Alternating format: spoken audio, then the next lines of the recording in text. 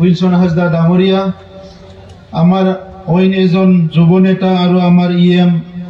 Doctor নীলোৎ Swargiary ডাঙৰীয়া, আজিৰ সভাত উপস্থিত প্ৰাক্তন বিধায়ক নাথুৰাম বড়ো ডাঙৰীয়া, প্ৰাক্তন বিধায়ক সন্দীপ বসুমতাৰী ডাঙৰীয়া, অসমৰ ফিছ ফেডৰ ভাইচ চেয়াৰমেন আৰু লগতে গোৰ্খা সন্মিলনৰ এজন সক্ৰিয় নেতা দিলু শৰ্মা ডাঙৰীয়া, আজিৰ এই সভাত উপস্থিত আমাৰ উৰিয়া ষ্টুডেণ্ট ইউনিয়নৰ সভাপতি লক্ষীৰাম তাঁতী ডাঙৰীয়া, আমাৰ বিটিআৰ ৰিজন গোৰ্খা সমাজৰ সাধাৰণ সম্পাদক নিৰলা ডাঙৰীয়া, উপস্থিত আমাৰ বিভিন্ন দল সংগঠনৰ নেতৃবৃন্দ, সান্থালী ষ্টুডেণ্ট ইউনিয়নৰ কেন্দ্ৰীয় কমিটি, জিলা কমিটি আৰু আঞ্চলিক কমিটিৰ বিষয়ববীয়াসকল, ওদালগুৰি জিলাৰ আজিৰ এই সভাত উপস্থিত দাদাসকল, ভাইসকল, বাইদেউসকল, ছাত্ৰ ছাত্ৰীসকল, মই সকলোলৈ এই প্ৰথম আয়োজন কৰা কামৰূপ দিছাম মহা উৎসৱৰ শুভকামনা আপোনালোকলৈ জ্ঞাপন কৰিছোঁ। আৰু এই উৎসৱত উপস্থিত হৈ কামৰূপ গুৰুলৈ মোৰ শ্ৰদ্ধা জনাইছোঁ। তেখেতে সান্থালী জনগোষ্ঠীৰ লগতে অইন জনগোষ্ঠীক আজি তেখেতৰ যি আশীৰ্বাদ আমাৰ ওপৰত ৰাখিছে আৰু ইয়াৰ কাৰণে মই তেখেতলৈ ধন্যবাদ জনাইছোঁ। সকলো জনগোষ্ঠীৰে কিছুমান নমস্য ব্যক্তি থাকে যিসকলে সদায় জনগোষ্ঠীটোক অনুপ্ৰাণিত কৰাৰ লগে লগে জনগোষ্ঠীৰ যিখিনি ভেলু, যিখিনি অত্যন্ত দৰকাৰ বিষয়বিলাক তেখেতসকলে পৃথিৱীৰ মাজত উপস্থাপন কৰি এই পৃথিৱীৰ পৰা তেখেতসকলে গুচি যায়। তেনেকৈ কামৰূপ গুৰু আমি যিটো দেখিলোঁ যে তেখেতে স্পিৰিচুৱেল দিশত সান্থালী সমাজ আগুৱাই নিয়াৰ কাৰণে আৰু লগতে একেলগে বসবাস কৰা বিভিন্ন জনগোষ্ঠীক আগুৱাই নিয়াৰ কাৰণে সেই সময়ত তেখেতে বহুত কাম কৰিছিলে। আজিৰ সময়ত তেখেতৰ নামত যি এটা ডাঙৰ উৎসৱ সান্থালী ষ্টুডেণ্ট ইউনিয়নে আয়োজন কৰিছে, ইয়াৰ কাৰণে মই সান্থালী ষ্টুডেণ্ট ইউনিয়নক ধন্যবাদ জনাইছোঁ। আৰু আজি এই কামৰূপ গুৰু যি স্পিৰিচুৱেল লিডাৰ আছিলে, যিয়ে নেকি বিভিন্ন দিশত সান্থালী সমাজখন আগুৱাই নিবলৈ সেই সময়তে বহুত অৰিহণা দিছিলে, তেখেতক স্মৰণ কৰাৰ লগতে তেখেতক শ্ৰদ্ধা জনাবলৈ আৰু তেখেতৰ নামত সান্থালী সমাজক একত্ৰীকৰণ কৰিবলৈ যি এটা পদক্ষেপ লৈছে, ইয়াত আপোনালোকে উপস্থিত হৈ এটা জাতীয় সংগঠনৰ যি এটা ইনিচিয়েটিভ, জাতীয় সংগঠনৰ উদ্যোগক আজি আপোনালোকে সহযোগ কৰাৰ কাৰণেও মই ধন্যবাদ জনাইছোঁ। ভাৰতবৰ্ষৰ অতিকৈ পুৰণি এটা জনগোষ্ঠী সান্থালী জনগোষ্ঠী। সান্থালী আৰু বড়ো অসমত বিটিআৰ অঞ্চলত আমি ক'ব নোৱাৰা সময়ৰ পৰাই একেলগে বসবাস কৰি আহিছে আৰু আজি দেখিছোঁ যে বিভিন্ন বিষয়বিলাকত আমাৰ বহুখিনি মিল আছে। যেতিয়া বড়ো ভাষা এই শিডিউলত অন্তৰ্ভুক্ত হৈছিলে ভাৰতৰ সংবিধানত, একেলগে সান্থালী ভাষাও ভাৰতৰ এই শিডিউল সংবিধান যিটো মৰ্যাদা এইটো পাবলৈ সক্ষম হৈছে। সান্থালী জনগোষ্ঠী লাহে লাহেকৈ ভাৰতবৰ্ষত আগবাঢ়ি যাবলৈ ধৰিছে আৰু বিভিন্ন উন্নয়নশীল জনগোষ্ঠীবিলাকৰ ভিতৰত আজি সান্থালী জনগোষ্ঠীও এটা। আজি আমি সকলো গৌৰৱ অনুভৱ কৰিছোঁ। ভাৰতৰ প্ৰধানমন্ত্ৰী নৰেন্দ্ৰ মোদী ডাঙৰীয়াৰ নেতৃত্বত আমাৰ সান্থালী মুনিও আজি এজন দেশৰ নেতা বাছনি কৰিবলৈ ভাৰতৰ যিটো সৰ্বোচ্চ সাংবিধানিক মুৰব্বী পদত আজি দায়িত্ব দিয়া হৈছে। তেখেতে সাংবিধানিক মুৰব্বীৰ দায়িত্ব লোৱাৰ লগে লগে অকল সান্থালী জনগোষ্ঠী নহয়, ভাৰতবৰ্ষত বসবাস কৰা, অসমত বসবাস কৰা, বড়োলেণ্ডত বসবাস কৰা প্ৰত্যেকটো জনগোষ্ঠী জনজাতিৰ লোকসকলে আজি আমি গৌৰৱ অনুভৱ কৰিছোঁ। এটা সময়ত ভাৰতবৰ্ষ বৈষম্য চলিছিল, ৰাজনৈতিক নেতাসকলে সকলোকে লৈ সমমৰ্যাদা, সম উন্নয়ন, সম অধিকাৰৰ কথাটো চিন্তা কৰিব পৰা নাছিলে। কিন্তু ভাৰত স্বাধীনতাৰ ৭০ বছৰৰ এই সময়ত ভাৰতৰ নেতৃত্বই মানসিকতা চিন্তা কৰিছে, চিন্তাধাৰা সলনি কৰিছে। তেখেতসকলে আজি সবকে সাথ সবকে বিকাশ, আজি প্ৰধানমন্ত্ৰী ডাঙৰীয়াই কৈছে যে সকলোকে লৈ একেলগে আগবাঢ়ি যাব লাগিব। এইখিনি সময়ত ভাৰতৰ বিভিন্ন খিলঞ্জীয়া মানুহ যিসকলক ইণ্ডিজিনাছ ভূমিপুত্ৰ বুলি কোৱা হয়, এই সকল জনগোষ্ঠীক আগলৈ লৈ আহা, তেখেতসকলক সাংবিধানিক মৰ্যাদা অৰ্পণ কৰা, তেখেতসকলৰ ভাৰতৰ গণতন্ত্ৰত সৰ্বোচ্চ স্থান দিয়া আৰু এই লোকসকল বসবাস কৰা অঞ্চলবিলাক উন্নয়নৰ কাৰণে বিভিন্ন আজি স্কিম বিলাক আঁচনি বিলাক লোৱা হৈছে। বিটিআৰ অঞ্চলত আমি বহুত দীঘলীয়া সময় সংগ্ৰাম কৰিলো। বড়োসকলে সংগ্ৰাম কৰিছে, অন্য জনগোষ্ঠীয়ে সংগ্ৰাম কৰিছে, সান্থালীসকলে সংগ্ৰাম কৰিছে। আজি আমি ক'ব লাগিব সান্থালী জনগোষ্ঠীয়ে যি অধিকাৰ বিলাক বিচাৰিছে, ইয়াৰ ভিতৰত কিছুমান সাংবিধানিক অধিকাৰ, যি সাংবিধানিক অধিকাৰটো ভাৰত চৰকাৰে প্ৰদান কৰিব লাগিব, অসম চৰকাৰে সহযোগ কৰিব লাগিব। আৰু এই ক্ষেত্ৰত সান্থালী জনগোষ্ঠীৰ নেতৃত্ব কেতিয়াও পিছুৱাই থকা নাই, তেখেতসকলে জনগোষ্ঠীৰ কাৰণে কাম কৰি আছে। যিসকল সান্থালী জনগোষ্ঠীৰ পৰা সশস্ত্ৰ সংগ্ৰাম কৰিছিলে, এই সশস্ত্ৰ সংগ্ৰাম কৰা দাদা ভাইসকলে আজি মূল খুঁটিলৈ ঘূৰি আহিছে। আজি সকলো দিশতে শান্তি আহিছে। আমি বহুত সময়ত ভাবো যে সংগ্ৰাম কৰি পেলাই আমি কিবা নহয় কিবা আমাৰ দেশৰ হাসিল কৰিম, আমি কেতিয়াবা তেজ দিম, আমি কেতিয়াবা জীৱন দিম, তেনেকা কথাবিলাক কৈ পেলাই আমি সংগ্ৰাম কৰি আহিছো। কিন্তু শ্ৰদ্ধা ৰাইজ, দাদাসকল, বাইদেউসকল, ভাইসকল, ভাৰতৰ সংবিধান আমাৰ সকলোৰে কাৰণে। তেজ দিলেও নিদিলেও, জীৱন দিলেও নিদিলেও, আজি নহয় কালি ভাৰতৰ সংবিধানৰ অধিকাৰটো আমাৰ সকলোৰে কাৰণে প্ৰাপ্য অধিকাৰ, আৰু ইয়াৰ অধিকাৰটো চৰকাৰে আজি নহয় কালি প্ৰদান কৰিবই লাগিব। তো সেইকাৰণে আমি চাব লাগিব যে আমি হিংসাৰ পথেৰে আগবাঢ়িম, কিবা এটা সংঘাতৰ পথেৰে আগবাঢ়িম না শান্তিৰ পথেৰে আগবাঢ়িম। যোৱা ৩-৪টা দশকত যিসকলে অস্ত্ৰ লৈছে, যিসকলে হিংসাৰ পথেৰে আগবাঢ়ি আহিছে, তেখেতসকলে যিমান পাইছে ইমান হেৰাবলগীয়া হৈছে। এই সশস্ত্ৰ সংগ্ৰাম বা বিভিন্ন সংগ্ৰামৰ সময়ত আমি শিক্ষা, দীক্ষা, অৰ্থনীতি, সামাজিক আমাৰ বিভিন্ন দিশবিলাক পিছুৱাই গৈছিলে। আজি বড়োলেণ্ডৰ শান্তি অহাৰ লগে লগে লাহে লাহেকৈ আমাৰ ল'ৰা ছোৱালী পঢ়িব পাৰিছে। শান্তি অহাৰ লগে লগে ভালকে খেতি কৰিব পাৰিছে। শান্তি অহাৰ লগে লগে আজি মাটি বাৰীৰ সমস্যাবিলাকক সমাধান কৰিব পাৰিছো। বিটিআৰ অঞ্চলত 2003 চনৰ আগত বসবাস কৰা সকলো জনগোষ্ঠীৰে যিসকলে বনাফাইড চিটিজেন হয়, সকলোৰে ইয়াতে ভূমিৰ অধিকাৰ আছে। খালি বিভিন্ন কাৰণত এই 70 বছৰত আমাৰ মানুহবিলাকক আগৰ চৰকাৰ বিলাকে ভূমিৰ অধিকাৰ বিলাক প্ৰদান কৰা নাছিলে। কিন্তু আমাৰ চৰকাৰ অহাৰ পিছত হাজাৰ হাজাৰ লোকক এতিয়া ভূমিৰ অধিকাৰ প্ৰদান কৰা হৈছে। যিসকলে ফৰেষ্ট অঞ্চলত বসবাস কৰে, ফৰেষ্ট আইনৰ যোগেদি আমি ভূমিৰ অধিকাৰ প্ৰদান কৰিছো। যিসকলে বেলেণ্ড ব্লকত থাকে, বেলেণ্ড ব্লকৰ আইনৰ মাজেৰে আমি ভূমিৰ অধিকাৰ প্ৰদান কৰিবলৈ আগবাঢ়ি আছো। যিসকল বেলেণ্ড ব্লকতো নাথাকে, ফৰেষ্টতো নাথাকে, সেই সকলক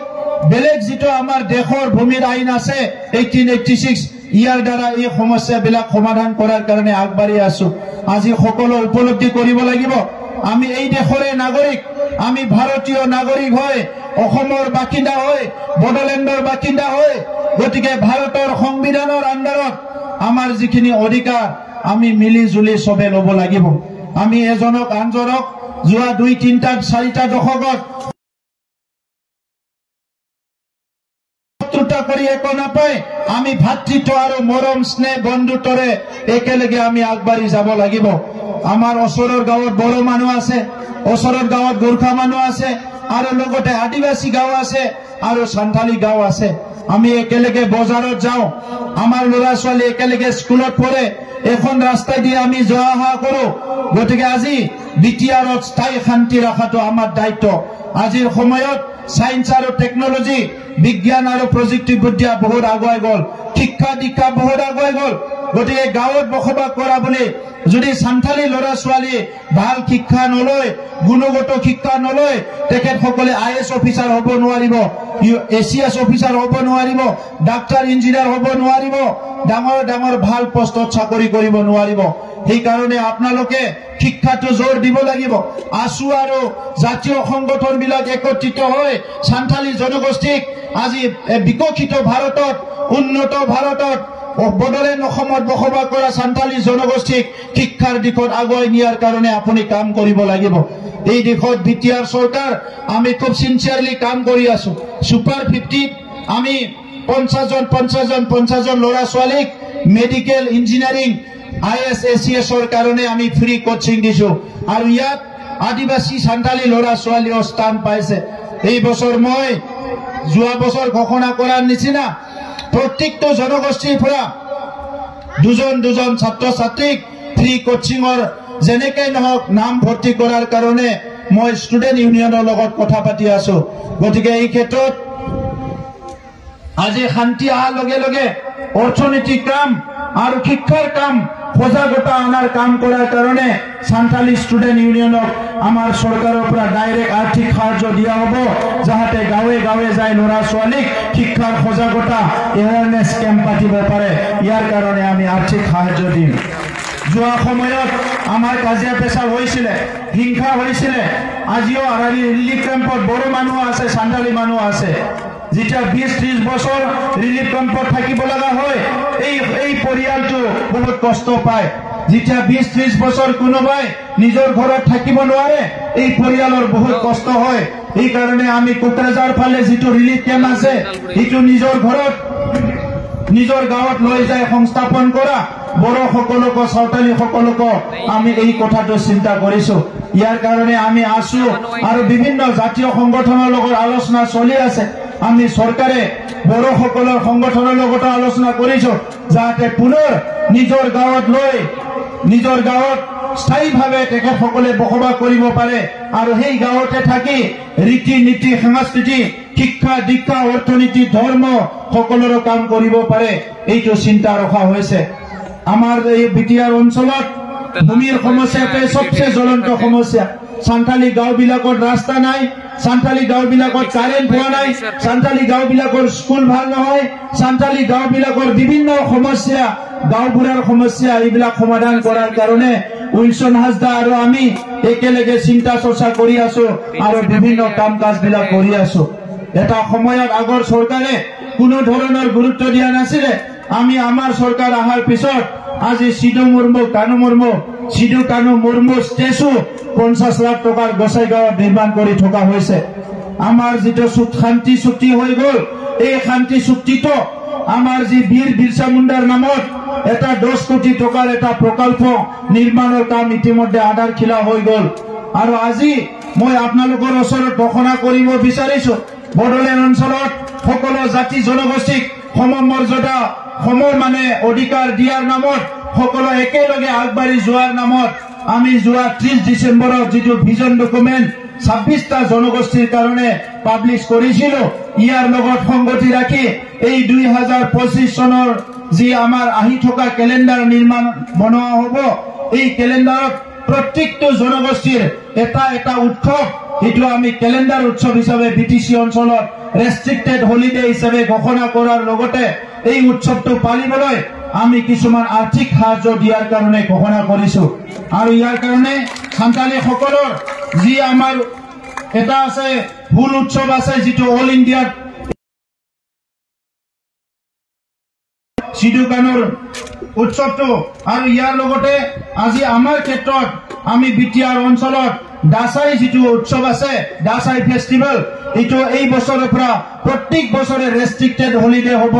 আৰু ইয়াত সান্তালী সকলে ভালকে এই উৎসৱটো পালন কৰিব পাৰিব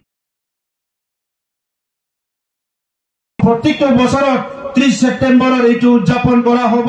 আৰু এই উৎসৱৰ কাৰণে আমি ইতিমধ্যে ঘোষণা কৰি থৈছো যে প্ৰত্যেক বছৰত 10 লাখ কোটি টকা পাব সান্তালী সকলে এই উৎসৱটো পালন কৰাৰ কাৰণে আজিৰ সময়ত মই বহুত বেছি দীঘলীয়া কথা ক'ব বিচৰা নাই আমাৰ অসমৰ শ্ৰদ্ধাৰ মুখ্যমন্ত্ৰী ডক্টৰ হিমন্ত বিশ্ব শৰ্মা ডাঙৰীয়া ইয়াত মুখ্য অতিথি হিচাপে আমন্ত্ৰণ জনোৱা হৈছিল বিশেষ কাৰণত তেখেতে উপস্থিত হ'বলৈ নোৱাৰিলে কিন্তু সদায় আছে সান্তালী জনগোষ্ঠীৰ বিভিন্ন সমস্যাবিলাক সমাধান হোৱাটো তেখেতে বিচাৰে আৰু যেতিয়াই বিচাৰে যেতিয়াই সময় পায় তেতিয়াই তেখেতে সান্তালী ষ্টুডেণ্ট ইউনিয়ন বা আদিবাসীৰ বিভিন্ন দল সংগঠনৰ লগত আছে এই সকলৰ কাৰণে ৰাস্তা নিৰ্মাণ কৰা ঘৰ নিৰ্মাণ কৰা স্কুল নিৰ্মাণ কৰা বিভিন্ন কাম কাজবিলাক চলি আছে যিবিলাক গাঁৱত বসবাস কৰে এই সকলৰ কাৰণেও আজি আমি যিবিলাক আমাৰ আপোনালোকৰ উদযাপন কৰে পালন কৰে এইবিলাকত আমি আৰ্থিক সাহায্য দিয়া আৰম্ভ কৰিছো আহি থকা মই সেইটো অনুৰোধ কৰিছো সান্থালী সমাজ যিকি নহওক আদিবাসী সমাজত কেতিয়াবা মদ খোৱাবিলাক বিভিন্ন যিবিলাকে নেকি আমাৰ সমাজত অলপমান বিশৃংখল কৰা এই পৰিৱেশ বিলাক কেতিয়াবা থাকে আজিকালি সান্থালী জনগোষ্ঠী যথেষ্ট আগবাঢ়ি আহিছে আগৰ নিচিনাকে মদ খোৱা মানুহ দেখিবলৈ নাপায় লৰা ছোৱালী পঢ়া ফুটবল খেলা বিভিন্ন কামত আগবাঢ়ি আহিছে মই আপোনালোকক ধন্যবাদ জনাইছো যিহেতু সান্থালী সমাজ যথেষ্ট এৱাৰনেছ হৈছে যথেষ্ট সজাগতা হৈছে যথেষ্ট আগবাঢ়ি আহিছে আপোনালোকেও আজি ভাৰতৰ প্ৰধানমন্ত্ৰী যি কথা কৈছে বিকশিত ভাৰত ইয়াত নাগৰিক হোৱাৰ কাৰণে আপোনালোকেও ৰেডি হ'ব লাগিব আমি সকলো ৰেডি হ'ব লাগিব অসমৰ মুখ্যমন্ত্ৰী ডাঙৰীয়াই যেনেকৈ অসমখন বিকশিত অসম কৰিব বিচাৰিছে ইয়াত একেলগে আগবাঢ়ি যাবৰ কাৰণে আমিও ৰেডি হ'ব লাগিব আৰু বিটিআৰ অঞ্চলখন ভাৰতবৰ্ষৰ ভিতৰত এটা উন্নত অঞ্চল হিচাপে গঢ় দিয়াৰ কাৰণে আজি বিটিআৰ চৰকাৰে গাহৰি পালনৰ কাৰণে আমি বিভিন্ন আঁচনি লৈছো ছাগলী পালনৰ কাৰণে বিভিন্ন আঁচনি লৈছো যুৱ যুৱতীসকলক স্কিল ডেভেলপমেণ্টৰ কাৰণে বিভিন্ন আঁচনি লৈছো এই প্ৰত্যেকটো আঁচনি আমি সান্থালী এৰিয়া বিলাকক লৈ অহা হ'ব মই অহা এপ্ৰিল মাহৰ ভিতৰত পুনৰ আছুৰ লগত কথা পাতিম সান্থালী সংগঠন বিলাকৰ লগত কথা পাতিম যাতে সান্থালী অধ্যুষিত অঞ্চলত আমাৰ উইলছন হাজদা ডাঙৰীয়া আৰু আমি মিলি এই অঞ্চলৰ উন্নয়ন বিলাক কৰিব পাৰো আৰু ওদালগুৰি জিলাৰ আমাৰ যিমান ইএম এমচিএলএ আছে তেখেতসকলে আঁচনি বিলাক যেতিয়া সিলেকশ্যন কৰিব গতিকে তেতিয়া সান্থালী অঞ্চল বিলাকৰ আঁচনি বিলাকো যাতে লয় সেইটোকে অনুৰোধ কৰি পুনৰ আপোনালোকক ধন্যবাদ জনাই কামৰূপ গুৰুলৈ মই শ্ৰদ্ধা জনাই মোৰ বক্তব্য সামৰিছো আৰু সভাখন মুকলি কৰি দিছো ধন্যবাদ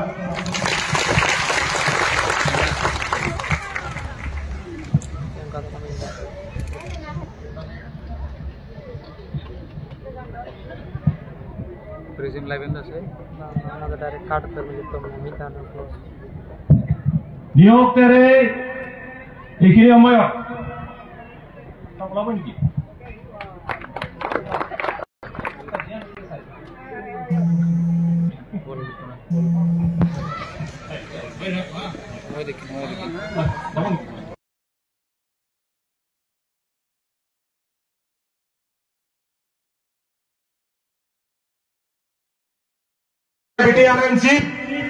অকয় তো আবুৰেন গাৰ্জেন কৰে মই পিটিসি এৰিয়াৰে জনগোষ্ঠী বেড়াকু যত